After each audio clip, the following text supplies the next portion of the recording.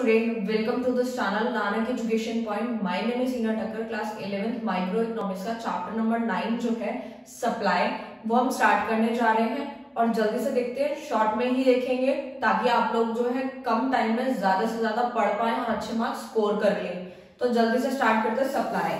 सबसे पहले supply chapter पढ़ने से पहले हमें सप्लाई का मतलब पता होना बहुत ही ज्यादा इंपॉर्टेंट है स्टूडेंट्स, ठीक है। तो सप्लाई की डिफाइन देखते हैं, फिर मैं आपको डिफाइन समझाऊंगी फिर शॉर्ट में।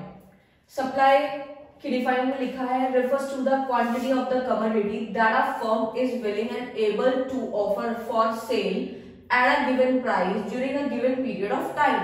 तो देखो स्टूडेंट, इसमें क्या बात हो रही है, इसमें बात हो रही है सिंपल लैंग्वेज में बोलेंगे तो जब एक फर्म या फिर कोई सेलर या जो सामान को बेचना चाहता है, जब कोई सेलर बायर को ऑफर करे कि किसी भी गुड्स को यानी कमोडिटी को वो परचेज कर ले, ठीक है, कब कर ले, एट अ गिवन प्राइस के according and a given period of time के अकॉर्डिंग, तो उसे हम क्या बोलेंगे, सप्लाई बोलेंगे। हमें चार जो वर्ड है वो याद रखने हैं, यानी कि मैंने मार्क कर दिए हैं। वैसे तो एक तो quantity of commodity and second one is willingness, यानी कि वो जो सेलर है उसकी इच्छा है कि वो ऑफर कर रहा है सेल के लिए, ठीक है, कब, प्राइस यानी given price during a given period of time, ठीक है। तो ये चारों चीजें बहुत इंपॉर्टेंट थी और अगर शॉर्ट में समझना चाहते हैं तो बस ये समझो कि जब एक सेलर, ठीक है, यानी एक दुकानदार का भी अगर मैं एग्जांपल लूं तो एक दुकानदार जब भी बायर को जो सामान खरीदना चाहता है उसको कोई सामान ऑफर करे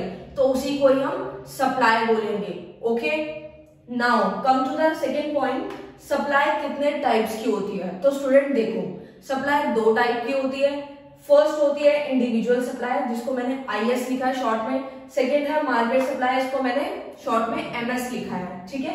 ये सिर्फ शॉर्ट में है ताकि आप शॉर्ट में पढ़ पाए, ठीक है। तो individual supply and market supply में डिफरेंस क्या है। तो स्टूडेंट्स देखो, अगर आपको सप्लाई की डिफाइन याद हो गई है तो आपको इंडिविजुअल और मार्केट की याद करने की जरूरत नहीं है। क्यों नहीं है, पहले एक मीनिंग को समझेंगे फिर डिफाइन तो आप अपने आप लिख ही लेंगे। इंडिविजुअल का मतलब होता है एक, ओके, यानी सिंगल कमोडिटी की बात हो रही है, ठीक है, यानी कि सिंगल सप्लाई की बात हो रही है, यानी individual. And market supply means that all firm, जितनी भी फर्म्स है वो सारी आ जाती है इसके अंदर। और आपको तो पता ही होगा फर्म कैसे बनेगी, जब मैं बहुत सारे इंडिविजुअल्स को की सप्लाई को ऐड कर दूंगी तो वो मार्केट सप्लाई ही बन जाता है, ठीक है। तो आपको पूरी डिफाइन में कहां पे चेंज करना है वो सुन लो, बस ये डिफाइन याद करना सप्लाई की। इंडिविजुअल सप्लाई के डिफाइन के लिए आपको फर्म से पहले इंडिविजुअल लगाना है, बाकी पूरी डिफाइन सेम रहेगी, ओके। और यानी मार्केट सप्लाई वाली डिफाइन अगर आपको लिखनी है तो एज इट इज सेम रहेगी, बस फर्म से पहले ऑल लगाना है और फर्म के पीछे S लगा देना, यानी ऑल फर्म कर देना, तो वो मार्केट सप्लाई हो जाएगी। बहुत ही सिंपल। हमने अब इसके मीनिंग को समझा, अब हमने डिफाइन को भी बहुत इजी वे में समझ लिया कि इंडिविजुअल सप्लाई क्या होती है। सिर्फ एक अकेले की सप्लाई इसमें देखते हैं, इसमें पूरे फर्म की आ जाती है, जिसे हम मार्केट सप्लाई भी कहते हैं। नाउ थर्ड पॉइंट पे आते हैं, कॉन्सेप्ट पे। स्टॉक क्या होता है। देखो स्टॉक क्या होता है, स्टॉक को मैंने शॉर्ट में लिखा है total quantity available in the firm. Firm के अंदर जितनी भी total quantity of commodity available है उसी को ही हम स्टॉक बोलेंगे। जैसे कि अगर मैं बोलूं, मैंने यहाँ एग्जांपल भी लिखा है आप लोगों के लिए कि एक दुकान में सपोज 20 मैगी पड़ी है, मैंने छोटा एग्जांपल लिया ताकि आप इजी समझ पाए। आपके आसपास कुछ शॉप्स होती हैं जिसमें आप जो है मैगी, चॉकलेट ये सब खरीद पाते हैं, यानी कि एक शॉप है जिसमें 20 मैगी शॉपकीपर के पास अवेलेबल है। तो मैंने अभी बताया स्टॉक क्या होता है, जो टोटल क्वांटिटी फर्म के अंदर अवेलेबल है। दुकान भी क्या है, एक फर्म होती है, इसमें कंफ्यूज मत होना, ओके। तो 20 जो है, यानी 20 जो स्टॉक हुआ वही क्या है हमारा, 20 मैगी ही क्या है मेरा, किसका, स्टॉक है, ओके। फिर एक कॉन्सेप्ट और है इसके साथ में, सप्लाई क्या है। फिर अगर दुकानदार ने 10 मैगी ऑफर करी है बायर को कि तुम 10 मैगी खरीद सकते हो, तो वो हमारी क्या हो जाएगी, 10 क्या है, 10 मैगी मेरी सप्लाई हो जाएगी। किसकी हो जाएगी, सप्लायर की, यानी सेलर की, ओके फाइन। आपको ये चैप्टर एज अ प्रोड्यूसर ही पढ़ना है, कंफ्यूज मत होना। काफी सारे स्टूडेंट्स हैं जो इसको डिमांड के साथ बहुत रिलेट करते हैं और पेपर में जाके कंफ्यूज हो जाते हैं, तो प्लीज डिमांड को अलग रखो। वो चैप्टर एज अ कंज्यूमर का फायदा सोच के पढ़ रहे थे कि कंज्यूमर का फायदा कहाँ होता है, उसके अकॉर्डिंग चैप्टर था, बट ये सप्लाई है तो यहाँ पे जो सेलर है वो अपना फायदा ही देखेगा। तो अपना फायदा जब वो देखेगा दैट मीन्स आप लोगों को पता ही है कि वो मैक्सिमम यानी प्रॉफिट को ही सबसे ज्यादा देखता है वो, ठीक है। तो यहाँ पे आई होप आपको समझ आ गया होगा, ठीक है। उसके बाद आता है डिटर्मिनेंट ऑफ सप्लाई क्या होता है। तो स्टूडेंट्स देखो, डिटर्मिनेंट ऑफ सप्लाई यानी कि इंडिविजुअल सप्लाई को कौन कौन से फैक्टर हैं जो इफेक्ट करते हैं। तो 3 मैंने यहाँ पे शॉर्ट में लिखे हैं, आप लोग जल्दी से ये एरो भी बना लेना जो जो मैंने बनाए हैं। ऊपर की तरफ है दैट मींस इंक्रीजिंग है, नीचे की तरफ है डिक्रीजिंग यानी कम हो रहा है। ये ऊपर की तरफ मतलब बढ़ रहा है, नीचे की तरफ कम हो रहा है, ठीक है। शॉर्ट में पहला है price of the given commodity, यानी किसी भी कमोडिटी जो आपको गिवन है उसका प्राइस जो है, ठीक है। तो वो कैसे, इसको एग्जांपल से समझते हैं। देखो, अगर सपोज ये मार्कर है, ये 20 रुपए का है, ठीक है। अगर इसकी कॉस्टिंग जो है यानी कि इसकी जो कॉस्ट है, पहले ये 20 रुपए का मिल रहा था, अब ये 30 रुपए का हो गया, सपोज 30 रुपीज का हो गया, तो सप्लाई भी ज्यादा होगी। क्यों ज्यादा होगी? क्योंकि दुकानदार को पता है कि मुझे प्रॉफिट ज्यादा होने वाला है, यानी प्राइस बढ़ेगा तो सप्लाई भी बढ़ेगी। इसी को बोलते हैं हम डायरेक्ट रिलेशनशिप, ओके। इसमें भी आपको क्या सोच के चलना है, प्रॉफिट मोटिव। जाहिर सी बात है, हम चैप्टर की क्या सप्लाई बढ़ रहे हैं तो प्रोड्यूसर अपना फायदा सबसे पहले सोचेगा, ओके। अगर मान लो ये मार्कर अगर 20 रुपए का है और यही मार्कर 10 रुपए का हो जाता है, तो दुकानदार क्या करेगा, सप्लाई कम करेगा, क्योंकि उसको पता है कि प्राइस तो कम हो चुका है, तो सप्लाई भी ज्यादा नहीं करेगा, ऑफर ज्यादा नहीं करेगा। क्यों? क्योंकि उसको प्रॉफिट ज्यादा नहीं होगा। तो इसका रीजन क्या है, प्रॉफिट मोटिव, ओके। फर्स्ट समझिए। सेकेंड वाला, price of other goods. Price of other goods का मतलब क्या हुआ, इसको एक छोटे से एग्जांपल से समझते हैं। सपोज एक फार्मर है, ओके। तो फार्मर जो है राइस को जो है राइस का प्रोडक्शन कर रहा है, ठीक है। लेकिन उसको पता चला कि वीट का जो प्राइस है ना, ये चीज आप साथ में साथ नोट भी करते जाओ जैसा आपको कन्वीनियंट है। वीट का प्राइस अगर बढ़ रहा है, ठीक है, तो फार्मर को पता चल गया कि मैं राइस जो है राइस का जो प्रोडक्शन वो कर रहा है, ठीक है, या करना चाहता है, ठीक है। तो जो वीट का जो प्राइस है वो बढ़ रहा है, तो फार्मर क्या करेगा, फिर से प्रॉफिट मोटिव सोचेगा। तो प्रॉफिट किस में होगा उसको, राइस के प्रोडक्शन में या वीट के प्रोडक्शन में? ऑफ कोर्स वीट के प्रोडक्शन में। तो वो क्या करेगा, वीट का प्रोडक्शन करना स्टार्ट कर देगा, क्योंकि उससे उसको ज्यादा प्रॉफिट मिलेगा और वही उसका प्रॉफिट मोटिव है, ठीक है। आई होप आपको ये क्लियर हो गया होगा। Third point, price of FOP. FOP आप लोगों को इसके ऊपर ऑलरेडी एक शॉर्ट वीडियो बनी है, नहीं देखी तो स्टूडेंट प्लीज देखना, ये बिल्कुल बेस है। एफओपी फैक्टर ऑफ प्रोडक्शन क्या क्या होते हैं उसमें बताया, वो जाके वीडियो देख लेना। अगर हमारा फैक्टर ऑफ प्रोडक्शन बढ़ता है, ठीक है, यानी कि किसी भी गुड्स को बनाने के लिए बहुत सारी चीजें चाहिए, land, labour, capital, raw material, काफी कुछ चाहिए। अगर हमारा फैक्टर ऑफ प्रोडक्शन बढ़ जाएगा, ठीक है, तो सप्लाई कम क्यों होगी? देखो, सप्लाई इसीलिए कम होगी क्योंकि जो सेलर है उसको ज्यादा प्रॉफिट नहीं होगा, क्योंकि ऑलरेडी वो इसमें इतना ज्यादा खर्चा हो रहा है उसका, यानी कि बहुत ज्यादा रेट बढ़ रहे हैं, तो सप्लाई कम कर देगा क्योंकि प्रॉफिट मार्जिन कम होगा, ओके। फिर उसके बाद इसका वाइस वर्सा है, यानी कि इसका जस्ट उल्टा। एफओपी यानी फैक्टर ऑफ प्रोडक्शन अगर कम हो रहा होगा, यानी कि लैंड, लेबर, इनके प्राइसेस अगर पहले के अकॉर्डिंग कम हो जाएंगे, तो डेफिनेटली सप्लायर क्या करेगा, सप्लाई ज्यादा करेगा। इससे क्या होगा, उसको प्रॉफिट ज्यादा होगा। और मैंने आपको फिर भी बताया है, शॉर्ट ट्रिक यही है सप्लाई को याद करने की, कि आपको प्रोड्यूसर का, सेलर का फायदा सोचना है हर जगह। कुछ जगह एक्सेप्शंस आएंगी, ठीक है, यानी कुछ केसेस ऐसे आएंगे जहां पे सप्लायर को प्रॉफिट नहीं भी हो रहा तो भी वो सप्लाई ज्यादा कर रहा है, ठीक है, वो एक्सेप्शंस है, वो अभी साइड में रखते हैं। फिलहाल हमें जो प्रोड्यूसर का और सेलर का फायदा सोच के ही चलना है। तो तीनों पॉइंट आई होप आपको क्लियर हो गए। Number 4, government policies. Government policy क्या होती है student, taxes and subsidies.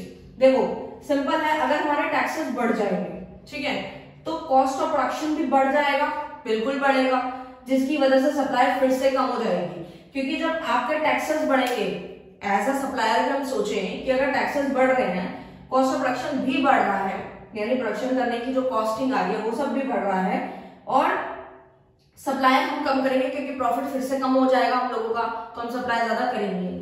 Vice versa है, अगर हमारे टैक्सेस कम होते हैं तो हमारा कॉस्ट ऑफ प्रोडक्शन भी कम होगा, तो इसमें हम सप्लाई ज्यादा करेंगे क्योंकि इसमें हमारे को प्रॉफिट ज्यादा मिलेगा, ठीक है। सिचुएशन थोड़ी अलग अलग थी, बट हर जगह क्या था, सप्लायर का फायदा, सप्लायर का प्रॉफिट, ओके। ये पॉइंट्स खत्म हो गए होंगे।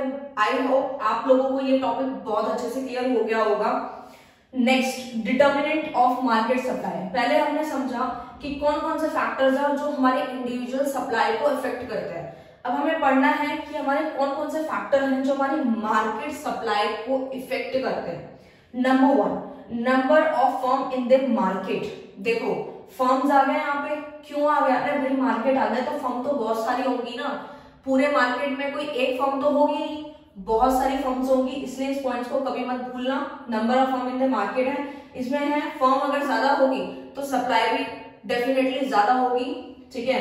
अगर फर्म कम होगी, फर्म कम होती जाएंगे धीरे धीरे करके, तो सप्लाई ऑटोमेटिकली कम होती जाएगी। तो ये था first point. Second, future expectation regarding prices. Price यानी फ्यूचर की क्या एक्सपेक्टेशन है प्राइस को लेकर। देखो फ्यूचर का प्राइस अगर बढ़ जाएगा, ठीक है, जैसे सपोज ये मार्कर ले लो दोबारा से, ये छोटे मोटे एग्जांपल मैं इसलिए देती हूँ क्योंकि आप जो है रिलेट कर पाएंगे इस चीजों के लिए। मैं काफी बड़ा एग्जांपल दूंगी तो आप जो है कंफ्यूज हो जाएंगे, ठीक है। तो फ्यूचर प्राइसेस क्या है? देखो अगर मैं बोलूँ ये मार्कर अभी 20 रुपए का है, ठीक है, अगर फ्यूचर में इसका जो प्राइस है वो 40 रुपीज हो जाएगा, ठीक है, यानी सप्लायर को ये बात समझ में आ गई है कि अभी प्राइस 20 रुपए का है, आने वाले टाइम में इसका प्राइस 40 रुपए होने वाला है, और सप्लायर ने स्टॉक काफी ज्यादा भर रखा है, ठीक है। तो भाई सिंपल सी बात है, सप्लायर का फिर से फायदा सोचेंगे, सप्लायर अपना फायदा पहले सोचेगा, ठीक है ना।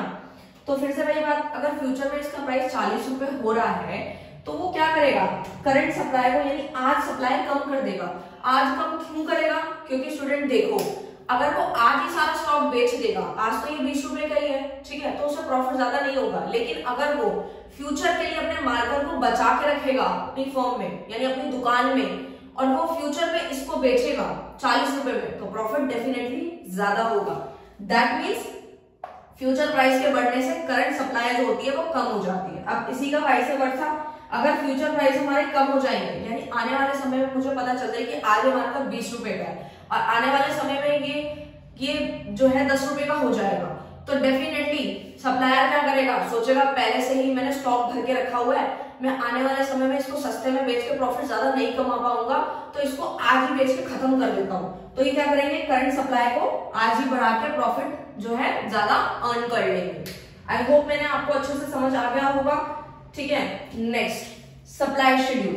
देखो डिफाइन लिखी हुई है, पहले डिफाइन को समझ लेते हैं, पहले मैं पढ़ देती हूँ फिर शॉर्ट में बता दूंगी। Supply schedule is a tabular statement showing various quantity of the commodity being supplied at various level of price during a given period of time। इसको शॉर्ट में समझते हैं। सप्लाई शेड्यूल क्या होता है? देखो सप्लाई तो हमने समझ लिया, शेड्यूल आपको बहुत बार बताया है, शॉर्ट में बना देती हूँ, वैसे तो उसको डिटेल में बताऊंगी बट अभी शॉर्ट में समझ लो। ये शेड्यूल होता है, एक तरफ प्राइस ले लो, ठीक है, एक तरफ आप जो है सप्लाई ले लो, यानी कि प्राइस के बढ़ने से सप्लाई भी बढ़ रही है, ठीक है, या ठीक है इस तरीके से है। तो इसी चीज को जो मैंने बॉक्स बनाया है, जो डब्बा बनाया है, उसी को ही हम सप्लाई शेड्यूल बोलेंगे कि ऐसा बॉक्स, ऐसा शेड्यूल जिसके अंदर हम सप्लाई शेड्यूल को देख रहे हैं, वही चीज है। ओके, सप्लाई शेड्यूल दो टाइप का होता है। पहला इंडिविजुअल सप्लाई शेड्यूल, जिसको मैंने ISS लिखा है, आई होप आप समझ गए होंगे। MSS मतलब मार्केट सप्लाई शेड्यूल। देखो ये वाला जो सिंपल मैंने बनाया है एक इंडिविजुअल का, तो वो है इंडिविजुअल सप्लाई शेड्यूल, ठीक है। अगर मैं इसी के अंदर एक और या दो और जोड़ दूं तो वो क्या बन जाएंगे?